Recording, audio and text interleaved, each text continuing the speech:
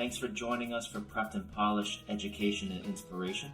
I'm your host, Alexis Avila, educator, online entrepreneur, and founder of tutoring and test prep firm Prepped and Polished, broadcasting today from beautiful South Natick, Massachusetts. Prepped and Polished Education and Inspiration is your destination for groundbreaking insight from today's most influential educators, leaders, and minds on the planet. Our show is brought to you by Mommy to 5K program. My friend Jill of L3 Fitness has a terrific and affordable 12-week course for moms looking to get back into shape. To learn more about Mommy to 5K, please visit l3fitness.com/m25k. And get to know the Prepped and Polished community. You can find us on Facebook at Prepped and Polished, as well as on Twitter at Prep Polished. Thank you for tuning in. Joining our show today is Maria Furtado. Maria is Executive Director of the nonprofit organization Colleges That Change Lives. Maria speaks nationally to parents, teens, professionals on how to look beyond college ranking and to instead explore colleges that best fit the student's particular needs. Maria is a Stonehill College grad and served as Director of Admissions at both Eckerd College and Clark University. We're grateful to have Maria on our show. She's going to share with us the amazing work she does at Colleges That Change Lives and give us tips on how to choose those colleges that best serve our unique needs. To our listeners, you can submit a question at any time, radio@preppedandpolished.com, and we always appreciate hearing from you. Maria, thank you so much for joining us today. How are you? I'm well. Thank you for asking. Great. So, Maria, just to let you know that April 21st is going to be a special day for both of us. I'm running the Boston Marathon, and you'll be celebrating a birthday, I saw on LinkedIn. So happy birthday. Thank you very much. You'll be working harder on my birthday than I will, I have to say. Definitely, yeah. So tell us a little bit about your background. I know you're in Tampa, Florida now. Did you grow up in Florida? I did not. I grew up in New Bedford, Massachusetts, and went to New Bedford High School. Kind of what everyone did in New Bedford, pretty much, is we went to the high school. And then as I was thinking about colleges, I was a first-generation student, and my parents and I kind of stumbled through the process. My first goal was to look at a large school far from home, and I ended up, as you said, at Stonehill College, which is smaller than my high school and 45 minutes from my house. So my path was not the most direct. Definitely. And, going back just a little bit, what were you like as a teen growing up in New Bedford? I was a good student, but not a stellar student. I like to learn. I don't always like to write the paper. I always wrote them. It just wasn't my favorite part. But I like to learn, and that's who still I am today. I do still like to learn. I'm just not driven particularly by a particular grade. But I did go to a pretty big high school that had good offerings and good teachers, and we worked hard, and I felt like when I got to Stonehill College that I was successful. I was surprised going from a large public high school that my academic preparation, specifically my ability to write, was much stronger than some of the students I met who had gone to smaller high schools and to private high schools. Oh, wow. That's great. Who were some of your influences growing up? Anyone who wrote a book was one of my influences. I love to read. I still love to read. So that was really one of the things that formed me as a person. My mom was one of those people who always learned. She passed away at 89 years old, but up until the day before she went, she would read every bit of the newspaper. She felt that she should read a little bit of each article so that if someone mentioned something, she would at least have something to say in return. And I've always respected that about her. I love the way that she was very, very open to all kinds of different ideas. Yeah, I mean, I have to do that more, for sure. So thanks for reminding me. Now, it sounds to me like you kind of, you started a career in education. We know that, but what brought you to that career in education sounds like your love to learn. That's part of it. I'm a non-traditional admission person in that I did not work for my college in college. I did not do tours. I did not jump right out and work for them. When I left Stonehill College, I actually continued working at Woolworths, which was, if you're younger, a retail store. If you're older, a place that you remember. And I worked for Woolworths for a few years, and then I worked for a privately owned company for a few years. And I had been laid off, and I was taking classes at Clark University toward my master's. And I really liked the community. I liked the people that I met. I liked the fact that at the very first class that I took at Clark, we all filed in like good students do and sat in the student chairs. And the faculty person walked in and she said, well, I guess since no one sat at the desk in the front, I'll sit at the front and I'll teach. I just thought it was a fun way to start the class. I liked that. And so I took 2 classes at Clark toward my master's, and as I say, I really liked the community. And I was serendipitously, I went to a birthday party for a friend, and I was looking for a job, and I heard a woman at this birthday party say that she worked at Clark University. So I went over and talked to her, and ended up, she hired me 2 months later to start working at Clark. Oh, and wow.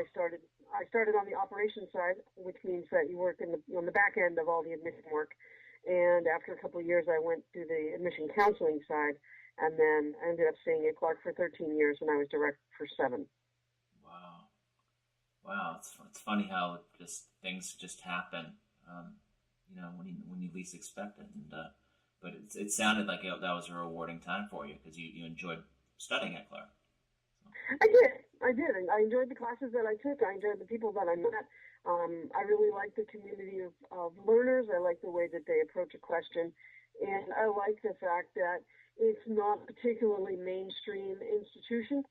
I've always loved to change the world or change our world. Challenge convention, which I just said backwards, bad me for marketing, but challenge convention, change our world is the tagline that they use, and I think that their students and faculty really live that. Perfect. So let's jump over to what is Colleges That Change Lives organization? How did it start, and how did you discover and get involved with it? About 17 years ago, give or take, one of the staff at Beloit College, which is one of the member schools, had read the book by Lauren Pope, and Lauren had profiled 40 colleges in his book, Colleges That Change Lives. And the staff person at Beloit said, I think it would be really good if we worked together as a group. So at one of the national conferences, we met and we talked, and we decided that we would try traveling together as a group to meet with students and to talk about the liberal arts, and to try to get students and parents and counselors to think about liberal arts schools first, and to think also about some of the lesser known liberal arts schools that still do a great job with students. And so we started traveling together, and we did our first stop, and we weren't sure if anybody would come. We had 200 chairs put up, and we were thrilled to bits to get 150 people. And that's how it started. And so from the very beginning, I worked on those tours by traveling for Clark University and then for Eckerd College. And when we started to see great success, we started to see our programs grow, and we started to see people who had been told about the program by a friend last year and were really advised to go to the program the following year. And we knew that Lauren Pope was a great thinker, but we also knew that when he wrote his first book, he was in his early 80s. And so we knew that Lauren would not be around to put the message out there forever. So we started an advisory group, just a handful of us from 4 or 5 schools, who started talking about how to make the message grow and continue to grow if there was never another book, because the message would still be valid even without another book. And so we worked unofficially together for about 8 years, roughly. And then we said, well, maybe we really should make this formal. So our executive director, or actually that wasn't her official title just yet, but our first executive director, Virginia Beege, who was the woman at Beloit who originally had the idea, did all the legwork and got everything together for us to start a nonprofit. called Colleges That Change Lives. And our goal is to encourage students and parents and counselors to keep the search student-centered, to keep the search about the student, about what he or she needs from a college, what kinds of challenges, what kinds of faculty, what kind of community, what kind of people, what kind of activities, to keep it about the student and to try to pull back on the conversation being about the name of the college and to say that only the colleges, the 200 colleges that we've all heard about are the good ones and the rest of them are not good. And that, because that conversation is so big in so many places. So we officially formed a nonprofit 8 years ago, and Virginia was the first executive director, but it also has a board, and so I was the first chair of the board, and I was chair of the board for 4 years. I was past chair for 1 year. I stepped off for 1 year, and in between, we changed executive directors, and Marty O'Connell, the second executive director, was ready to step down. And I was ready to step away from college admission in the traditional way of going to an office and recruiting for a campus. And fortunately, the board was nice enough to approve me for the position of executive director. And my role and our goal is to talk about the search a little bit differently. Wow, that's terrific. So is there a problem with these U.S. News and World Report rankings and ranking of schools in general? And does ranking put unnecessary pressure on students and parents to make rash decisions when selecting schools? I think rankings are very American. We want things that are easy, we want things that are in order, and we want someone to have done the research for us. U.S. News and World Report does an excellent job of gathering data. I have no issue with the way that they gather data, with the data that they have. The challenge for me and for our organization is that they then put the schools in order by their preferences and their values. Those preferences and those values may not be the values and preferences of the student and the student's family. And that's where my challenge is. I think that if they were to gather the data and then allow students to go in and resort the data by something that's more important to them, say it's faculty contact or whatever it might be, faculty salary. Let's say that's the most important thing to them. Let them resort by that and see which schools come up at the top. And have an asterisk that says, remember that it's a lot more expensive to live in this area than that area. And so I think that rankings make it easy, but when it becomes too much of the conversation, it also can really be difficult for students who are not going to be part of that first 25, that first year. Because if you put too much value on a ranking system, someone who's not part of that is immediately devalued. Right. And I don't think that's fair to the students.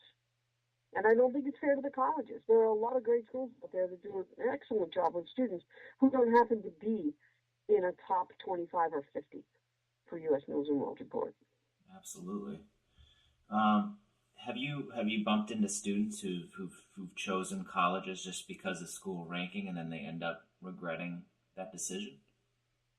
I can't think of a specific student, no, but I think there are students whose experience is not what they might have hoped because they were not as introspective and not as honest about what they really wanted from a college. They went directly to someone else's value judgment on a college. Definitely.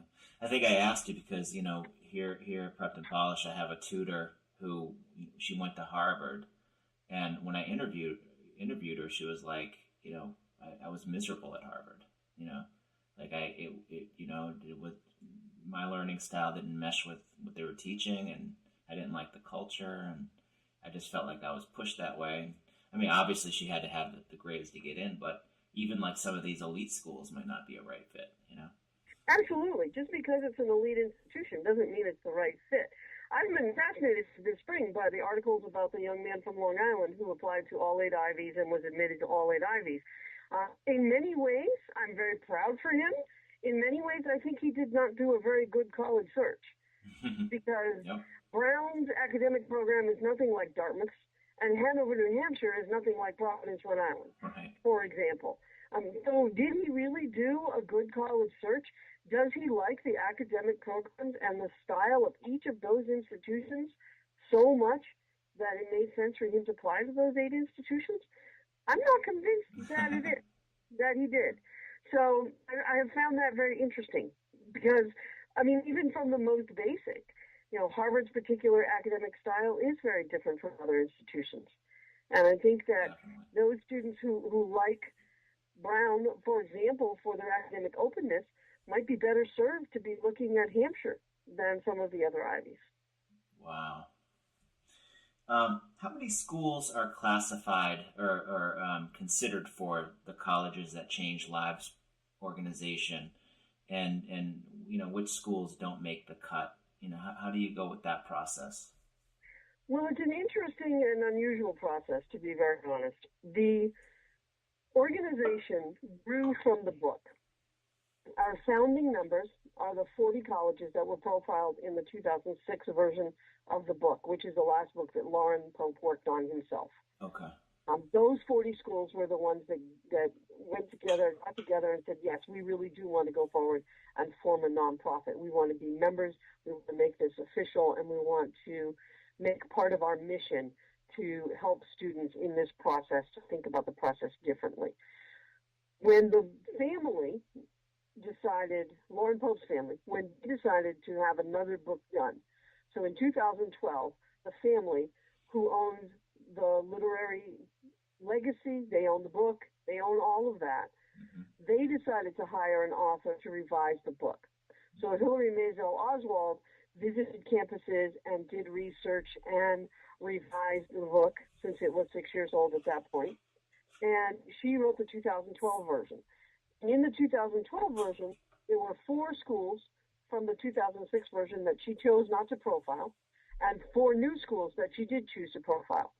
Okay. As an organization, we then invited those 4 new schools to join the nonprofit, and we were very, very excited that all 4 of them chose to join, which was wonderful. We have not, as a board, decided to add other institutions because we would not have the same third-party stamp of approval, because it would be the college reps who are on the board and the high school counselors who are on the board that would be making that decision. We have conversations about it at every board meeting. We talk about it and try to decide if it would make sense. And when I do my presentation personally, and when any of us talks about colleges that change lives, we're always very clear to say, these are not the only 44 schools that change lives. Because lots of college reps will come up to me and say, what about my school? My school changes lives too. It absolutely does. We've never questioned that. It happens that these 44 are being held up as an example who are in this nonprofit together. But that's how it came to be. So it is a little bit of an unusual, non-traditional path that we came to be together. Is the mission, is like the future, are you considering maybe accepting more schools? We have conversations about it, but our board is made up of college reps from the member institutions and 3 high school counselors. And so if we were to invite other institutions, the people that would be making that choice would be college reps. And it would not have the same outsider's perspective as either Hillary Oswald or Lauren Pope's perspective. So we're not sure if it's the right thing to do. We're not saying it's the wrong thing. We just don't know if it's the right thing to do, because we feel that one of the nice things about our growth is that we came from someone outside college admissions experience, Lauren's and then Hillary's. So having that third-party stamp of approval is one of the better pieces of our organization in many ways. We feel like we've continued to grow, but we also know that part of the reason we came together was because of someone else's experience with students at these schools. So I don't know is the short answer, but I used to be an admission person, so there are no short answers. Definitely. What advice would you give to a teen struggling during this confusing transition, looking at colleges, they're in high school and they're looking into schools and, with what what advice would you give to a teen struggling to find meaning during this confusing transition? First and foremost, I think they have to be introspective. They have to actually think about what kind of community they want to be in, what kind of people they want to be surrounded by. And by that I mean, do they want a lot of people who are just like them, or do they want a mix of people so that they have a chance to get their ideas and opinions out there and learn how to defend them and learn how to question respectfully other people's opinions? If you're in a place where everyone thinks like you, that's a little bit less likely sometimes. So I think that, a mixed community, what makes sense for them? I think what we tend to forget sometimes is that they don't need to know a major right away, because there are lots of programs out there that they would not think to ask about, but might be just right for them. Right. For example, economics, geography. Americans don't really know what those are, but once you get to the college level and you've taken a couple of courses, you start to understand more about the big picture and feel maybe economics or geography or anthropology might be the right place for me. I thought I wanted this, but this is what I really am looking for. So not getting caught up on a major right away, I think, is really important. I think it puts pressure on them too quickly when everyone they know wants to know what they want to major in. I think that if they can confidently say, I have no idea, then they'll feel a lot better. It takes some of that pressure off. I think the other thing to keep in mind from the non-academic side is if there's something that they love, let's say it's ultimate frisbee, marching band, something like that. Something they love, where they've met their best friends, where they blow off steam, where they have really had good experiences, say, in leadership in that area. I think that should be part of their search. Why suddenly decide after 4 years of band and jazz band and you still love it? Give it up because this school is quote unquote better, but it doesn't have marching band. Why not look at schools that have programs and communities that you're interested in and extracurriculars that you're interested in? If you do that, I think it broadens the search. When they broaden the search, they're going to have a better mix of colleges and universities on their list, which helps bring down the stress level a little bit. That's great. Great tips. So you recently visited our state, Massachusetts, your state too, and was the keynote speaker at the Sudbury College Fair in Sudbury, Massachusetts. To a family or professional listening to this, how can we find you in Colleges That Change Lives and learn more about what you do? There's lots of options. So one example is to go to our website, which is ctcl.org, and you can get information about searching, about individual colleges. There's lots of links for lots of options there. You can like our Facebook page, CTCL, Colleges That Change Lives, and if you do that, you will see updates that I put up pretty much daily and sometimes several times a day. And the updates will be about the college search, but they'll also be about individual students at these schools to show their successes and the great things they've done, and sometimes faculty projects at these particular institutions to give a sense of what's happening on these campuses. That will, the Facebook also feeds our Twitter feed, so they can follow us on Twitter at CTCL Colleges or CTCL on Twitter. And then in May, the whole tour, the whole gang. So in Sudbury, it was just me speaking about Colleges That Change Lives. But on May 21 in Boston at the Sheraton downtown, we will be back. And I will do a short opening, about 25 minutes. And then 43 of the 44 colleges will be at the program. And the families and students and counselors will have a chance to talk with the reps from those 43 schools. We do a 90 minutes to 2 hours, depending on the crowd, college fair. And that will be, again, on May 21. Wow. What an opportunity that's going to be. I can't wait to tell my families about that one. Oh, that's great about the Facebook. I didn't know, and I want to get some of those tips. So, okay, perfect. So, well, Well, that's about it. Thank you so much, Maria. We learned so much today, and we appreciate you coming on. Thank you very much for asking. And if anybody is looking for me, they can just grab my email right off CTCL page. They can drop me an email, drop me a phone call, and I'm happy to talk more. Like I said, I'm an old admission person. We talk a lot. Perfect. We don't mind that at all. Well, this wraps up our show today with Maria Furtado, Executive Director of the nonprofit organization Colleges That Change Lives. To learn more about Maria and the work that she does, please visit ctcl.org. Thank you for joining us on Prep and Polish Education and Inspiration.